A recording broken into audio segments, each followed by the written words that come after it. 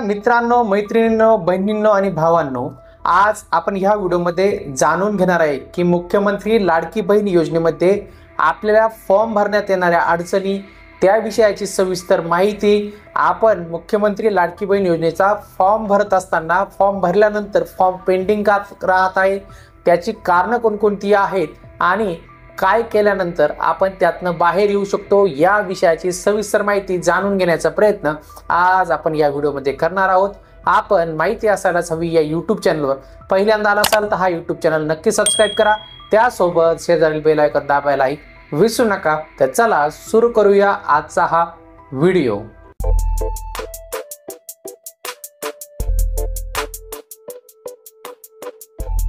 सर्वप्रथम पाहूया की मुख्यमंत्री माझ्या लाडकी बहीण योजनेचे फॉर्म हे भरल्यानंतर हे पेंडिंग राहत आहे, तर त्या पेंडिंग राहण्यामागील काय कारणे आहेत आणि त्यावरती आपण काय केलं पाहिजे। जर आपण फॉर्म पूर्णपणे व्यवस्थितरित्या भरला असेल, त्यावर लागणारी कागदपत्रे ही जर व्यवस्थितरित्या अपलोड केलेली असेल आणि फॉर्मचा OTP आला असेल, OTP सबमिट करून फॉर्म व्यवस्थितरित्या जनरेट झाला असेल, त्याचा रेफरन्स नंबर ही आपल्याला शेवटी मिळालेला असेल, तर आपला फॉर्म हा योग्यरित्या सबमिट झालेला असून शासन स्तरावरती त्याचे अप्रूव्हल हे अजून पेंडिंग आहेत। यामुळे आपलं जे काही आहे तो फॉर्म पेंडिंग दाखवत आहे। त्याची अप्रूव्हल प्रोसेस ही अंगणवाडी सेविका, ग्रामसेवक, BDO मधील अधिकारी, त्यानंतर जिल्हा परिषद आणि शेवटचं स्तर त्या फॉर्मचं मंत्रालयीन स्तर असणार आहे। त्यामुळे ही थोडी मोठी प्रोसेस आहे फॉर्म अप्रूव्ह होण्याची, त्यामुळे थोडासा जास्त वेळ लागू शकतो। पण या महिन्याच्या अखेरपर्यंत सर्व फॉर्म हे अप्रूव्ह होतील। चुका असतील तर ते एडिट करण्याकरता पाठवले जातील किंवा ते फॉर्म जर नामंजूर हे केले जाऊ शकतात, तर त्याकरता आपण आपल्या फॉर्ममध्ये कोणतीही दुरुस्ती राहून देऊ नये, कोणतीही चूक करू नये आणि फॉर्ममध्ये चुका करणं हे टाळावा, म्हणजे आपला फॉर्म व्यवस्थितरित्या अप्रूव्ह होईल। तर आता पुढे बघूया। बऱ्याच वेळा सर्वांना एक कॉमन प्रॉब्लेम येत आहे, तो म्हणजे मुख्यमंत्री माझी लाडकी बहीणचं जे नारी शक्ती दूत ॲप आहे, या ॲपवरनं ज्यावेळेस आपण फॉर्म भरत आहोत त्यावेळेस जे काही फोटोज अपलोड करायचे आहे, ते फोटोज अपलोड करताना इमेज नॉट सपोर्ट हे दाखवत आहे। काहींना किंवा बऱ्याच जणांना हा प्रॉब्लेम येत आहे, पण त्या फोटोची MB साईज तिथं दाखवली जात आहे। हा प्रॉब्लेम हा आपला नसून हा त्या ॲपचा आहे, ॲपच्या सर्व्हरचा आहे। पण जर आपल्याला फोटोची MB म्हणजे साईज जर तिथे दाखवत असेल अपलोड केल्यानंतर, तर तुमचा फोटो जो आहे तो योग्यरित्या अपलोड झालेला आहे। अजून याचाच दुसरा एक प्रॉब्लेम असा आहे की आपण जे काही डॉक्युमेंट फोटोज अपलोड करतोय ते अपलोड झाल्यानंतर तिथे वरती कोपऱ्यामध्ये एक लाल टिक येते किंवा चुकीची साईन येते, फुली येते, तर त्या फुलीवरती क्लिक करू नका। तो जो कोणी आपण फोटो अपलोड केला आहे तो अपलोड झाल्यानंतर ते कॅन्सल करण्याकरता येतात, ते कॅन्सल कोणीही करू नका।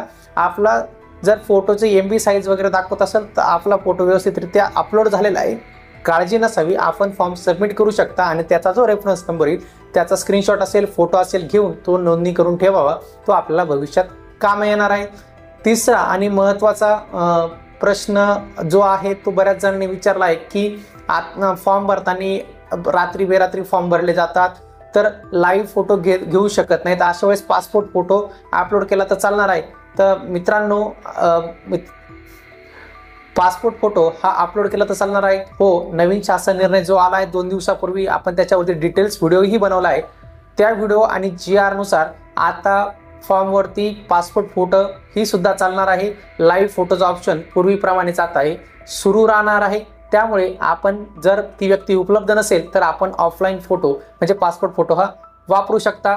त्यानंतरचा बऱ्याच जणांचा प्रश्न आलेला आहे की तो म्हणजे जे आहे मुख्यमंत्री माझी लाडकी बहीण योजनेचं हे वेबसाईट पोर्टल ही कधीपर्यंत सुरुवात होणार आहे, कारण की आता फक्त ॲपवरनंच फॉर्म भरता येत आहे किंवा ऑफलाईन आपण अंगणवाडी सेविकाकडे नेऊन देऊ शकतो, तेवढे 2च ऑप्शन आहे।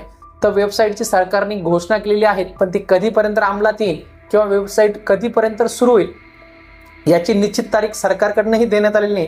पण आपण अपेक्षा करूया की ह्या महिना अखेरपर्यंत ती वेबसाईट लॉन्च होऊन आपल्याला ती वापरण्यास मिळेल। त्यामुळे चिंता नसावी, ती वेबसाईट आल्यानंतर आपल्या चॅनलवरती त्याचा व्हिडिओ हाही नक्की येणार आहे। तर सर्वांचा एक प्रश्न आहे किंवा काही जे CSC सेतुचालक आहे की ते म्हणत आहे की उत्पन्नाच्या दाखल्याऐवजी स्वयं घोषणापत्र चालेल का? तर याचं उत्तर सरळ साधं सिंपल नाही असं आहे. उत्पन्नाच्या दाखल्याऐवजी स्वयं घोषणापत्र चालणार नाहीये.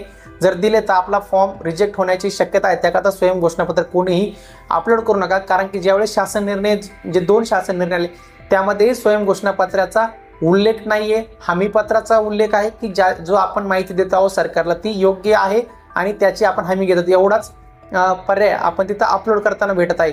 पण उत्पन्नाच्या दाखल्याऐवजी सरकारने पिवळं किंवा केशरी रेशन कार्ड असेल तर त्याचा फोटो अपलोड करण्याची आपल्याला परवानगी दिली आहे. तो पर्याय आपण वापरू शकता उत्पन्नाच्या दाखल्याकरता. रेशन कार्ड पिवळे असेल, केशरी रेशन कार्ड असेल हे तुम्ही वापरू शकता. जर सफेद रेशन कार्ड असेल तर आपल्याला उत्पन्नाचा दाखला काढणं अनिवार्य आहे. त्यासोबत जो पुढचा प्रश्न आहे की एकाच ॲपमधनं आपण किती फॉर्म भरू शकतो, तर अशी कुठलीही अट ही सरकारकडनं घालण्यात आलेली नाही की एका मोबाईलवरनं आपण किती फॉर्म भरायचे. तर कितीही फॉर्म तुम्ही भरू शकता आणि नागरिकांना त्याचा लाभ देऊ शकता. आता त्या पुढचा जो प्रश्न आहे तो म्हणजे आदिवास म्हणजे डोमासाईल प्रमाणपत्राऐवजी रेशन कार्ड चालेल का? हो चालेल, पण ते रेशन कार्ड कोणतं चालणार आहे त्याची नोंद घ्या. जे रेशन कार्ड 15 वर्षापूर्वीचं आहे, 15 वर्षापूर्वीपासून आपल्या त्या रेशन कार्डवरती नाव येत आहे, तेच रेशन कार्ड हे आदिवास प्रमाणपत्राऐवजी रेशन कार्डचा हा पर्याय आपण वापरू शकता.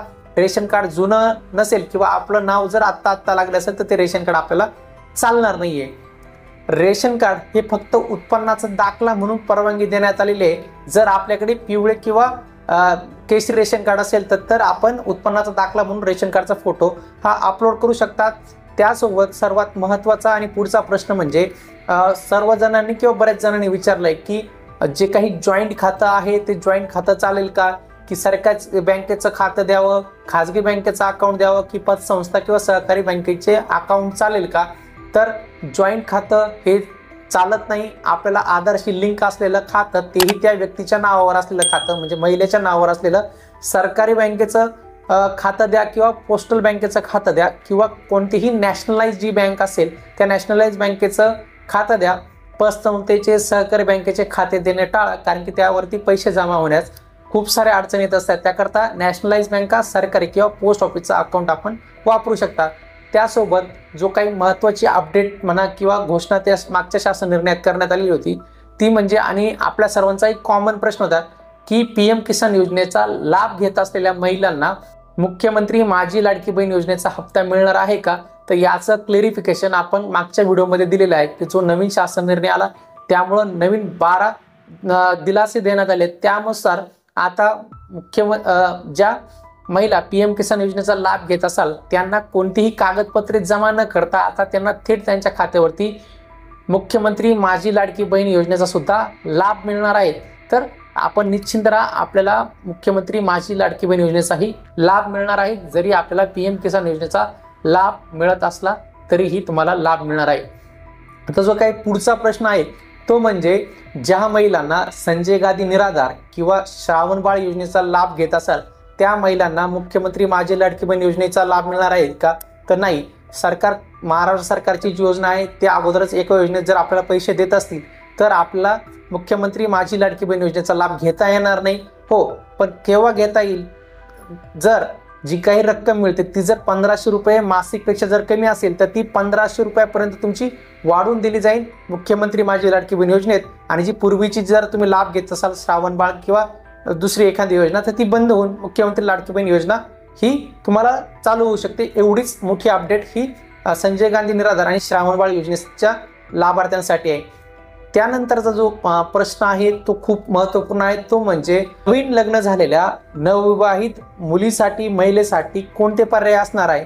तर नवीन शासन निर्णयानुसार आपण आपल्या पतीचं रेशन कार्ड हे वापरू शकता. त्यासोबत मॅरेज सर्टिफिकेट हाही पुरावा देता येणार आहे. पतीचे उत्पन्नाचा दाखला म्हणून आपण मॅरेज सर्टिफिकेट जोडलं किंवा रेशन कार्ड जोडलं तरीही तुम्हाला ते चालणार आहे, याची नोंद घ्यावी.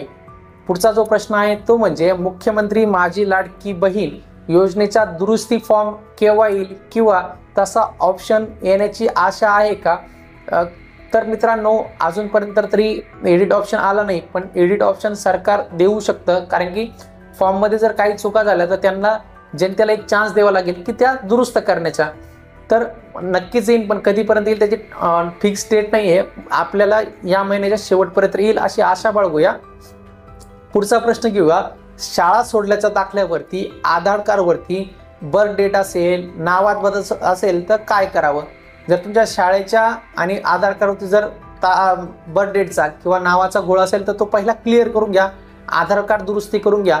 किंवा जर इतर कागदपत्रांवरती आधार कार्डवरती जे नाव आहे तेच दुसऱ्या जर कागदपत्रांवरती व्यवस्थितरित्या येत असेल तर जो काही TC आहे, शाळेचा पुरावा आहे तो वापरू नका. इतर काही जी कागदपत्रे आहेत ती तुम्ही वापरू शकतात. आता पुढे बघूया. शाळेचा दाखला हा जुना रहिवासी पुरावा म्हणून मान्य आहे का? हो, शाळेचा दाखला हा जुना रहिवासी पुरावा म्हणून मान्य आहे. लग्नापूर्वीचा शाळेचा दाखला चालणार आहे. भले त्याच्यावरती वडिलांचं नाव असेल, आडनाव वेगळं असेल तरी तो दाखला चालणार आहे. कारण की आपण फॉर्म भरताना सुरुवातीला वडिलांचं नाव टाकणार आहे. त्यामुळे ॲपला किंवा सरकारी अधिकाऱ्यांना कळणार आहे की हे मुलीचं हे लग्नापूर्वीचं नाव आहे, त्याच्यामुळे तो शाळेचा दाखला हा ग्राह्य धरण्यात येणार आहे. त्यानंतरचा बरेच जण प्रश्न विचारत आहे की आम्ही ऑनलाईन फॉर्म भरलेला आहे तर आम्ही ऑफलाईन किंवा त्या फॉर्मची प्रिंट काढून अंगणवाडी सेविकांकडे जमा करावा का? तर जो काही शासन निर्णय आलेला आहे पहिला पण आत्ताचा पण, तसा शासन निर्णयामध्ये असा स्पष्ट कुठेही उल्लेख नाही आहे की आपण अंगणवाडी सेविकांकडे ऑनलाईन जर फॉर्म भरला असेल तर नेऊन द्यावा का.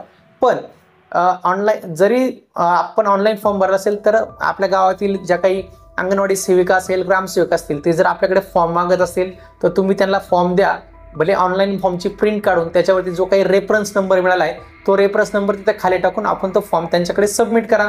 आपला प्रश्न पुढे येतो हा की त्यांना पैसे मिळणार आहे आमच्या फॉर्मवरती. तर कोणी जर त्यांना पगार पाणीही एवढा नसतो की ते 50 रुपये एका फॉर्मची मिळाले तर एवढे काय निघत. कारण की गावातल्याच तुमच्या व्यक्ती त्या तुम्हाला कधी ना कधी काम येणार आहे. त्याकरता जर त्यांना 50 रुपये सरकारकडनं मिळत असतील तर तुम्हालाही काही अडचण नाही आहे. कारण की आपल्याही खिशातनं ते जाणार नाही, सरकारकडून त्यांना मिळणार आहे. त्यांनाही घरोघर आता या फॉर्म करता सरकारने कामाला लावलेला आहे.